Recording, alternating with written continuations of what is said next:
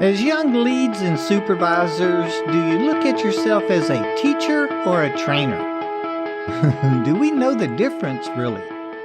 That's one of the questions I'd like to explore here today. I'm Marty with Warehouse and Operations as a career, and I'm wondering if we don't confuse the two maybe way too often.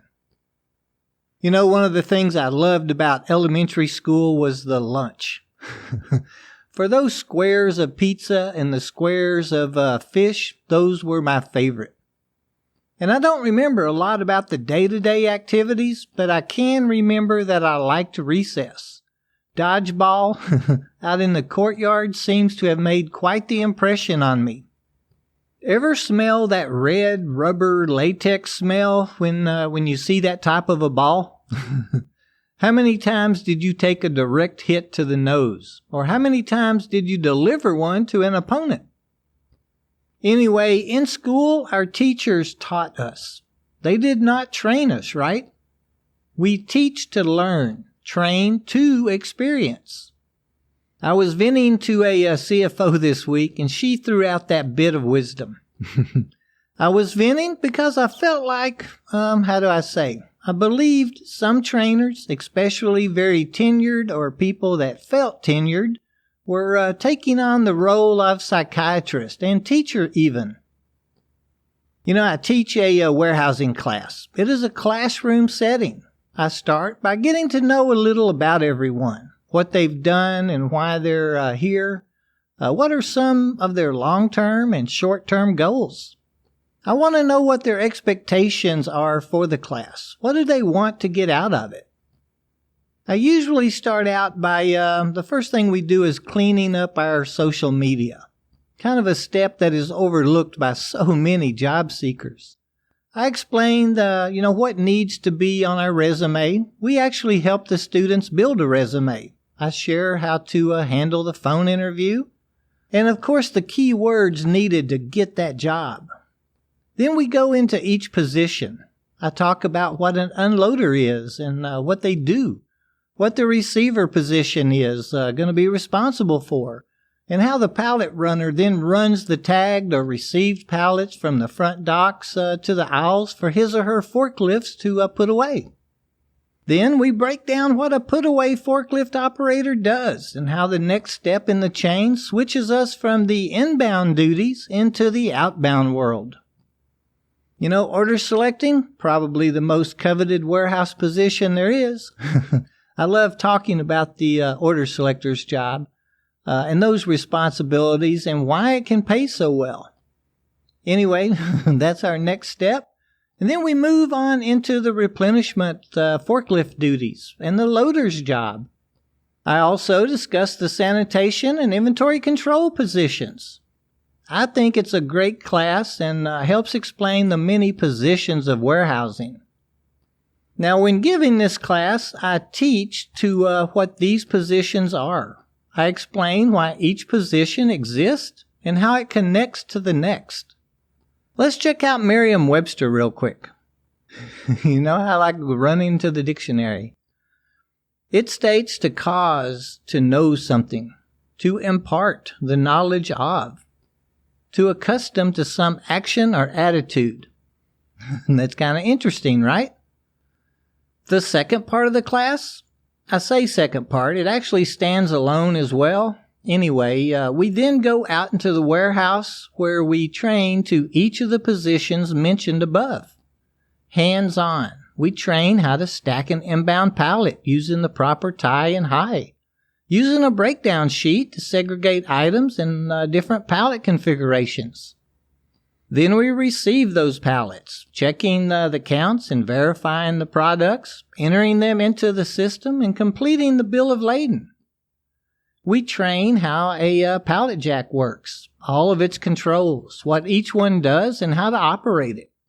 We send each candidate through their pit training and explain the importance of understanding safety at all times. Then we train to the put-away task, how to place pallets into the reserves, the hazards and cautions relating to the task. And then order selecting and how to properly stack our product on our pallets, how to tie freight together and not just column stack it. I love training to this position. We get to experience productivity and competition with one another. Yep, and then we train how to do a replenishment. Pull the existing empty pallet, move it out of the way or stage it with our other stacks. Bring the new or full pallet down from the reserves and properly and securely place it in the pick or selection slot. I really enjoy training how a forklift works and how to operate it. And then we do the same with loading, inventory control, and all the sanitation position. It's kind of hands-on. Let's check out dictionary.com on what they say that the word train means. To develop or form habits or behavior by discipline and instruction. To make proficient by instruction and practice. What is it that we learned a little earlier? Teach to learn and train to experience. I tell clients every week that I can teach you or an associate how to be safe on equipment and while in the warehouse. And all the, whats, hows, and whys, and train the same to how to perform the position or operate the machine or equipment. But it's the experience that will complete their training, proficiency, and their performance. Okay, I strayed a little bit, but I think those are some examples we can understand as, being young leads and supervisors. It's important that we know the difference.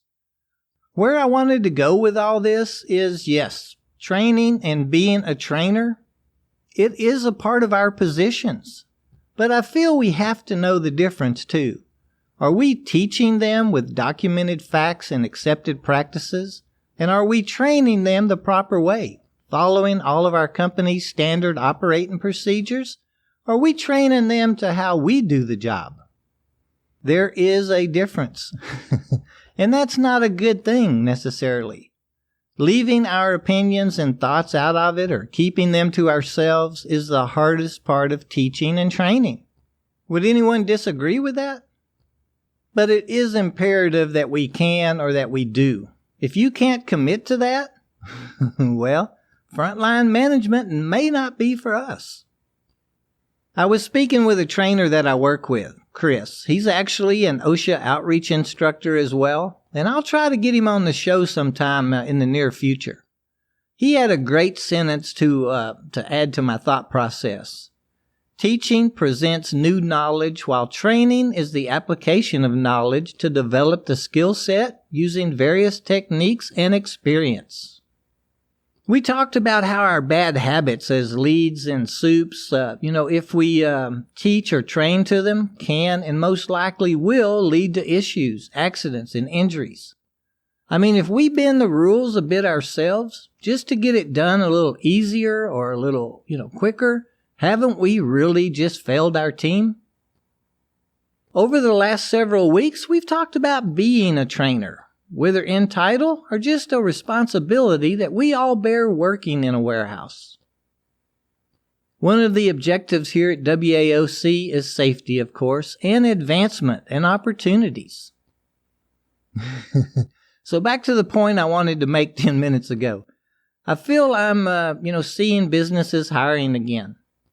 I've seen 48 different positions filled just this week, and it's exciting. And I, for one, can't wait for things to, get back to some form of normal.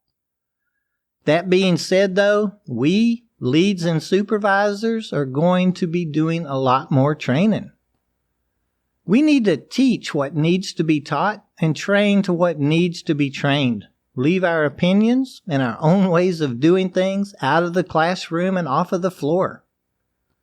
I could see how as members of frontline management, we could have gotten a little lax over the last couple of months. Things have been slower than usual. Maybe we've had fewer team members or personalities to manage. Shoot, maybe we've been performing a lot of the tasks that others used to do. In any event, it's our responsibility to do things right. Teach others to be safe and train them how to do that. Oh, and I have one more quick question for today. As I was thinking about teaching and training this week, I found myself reflecting on strengths and weaknesses. How do you feel about yourself? What are your strengths and weaknesses? I try to evaluate mine about every 6 months or so. I've learned to live with a few weaknesses. I'm just not going to be able to change. Been trying for 30 years. But hey, recognizing them, it's a plus, right? And for strengths, well, I feel they help me grow as an individual. I try each week to move a couple of weaknesses over to the strength column. A little reflection, some self-education, and listening to others helps me accomplish that every week. Until next week, please reflect a bit and, teach and train your new boots with documentation and preferred work methods, not with opinions and bad practices. Remember, teach to learn, train to experience. Have a prosperous, productive, and safe week ahead, ladies and gentlemen.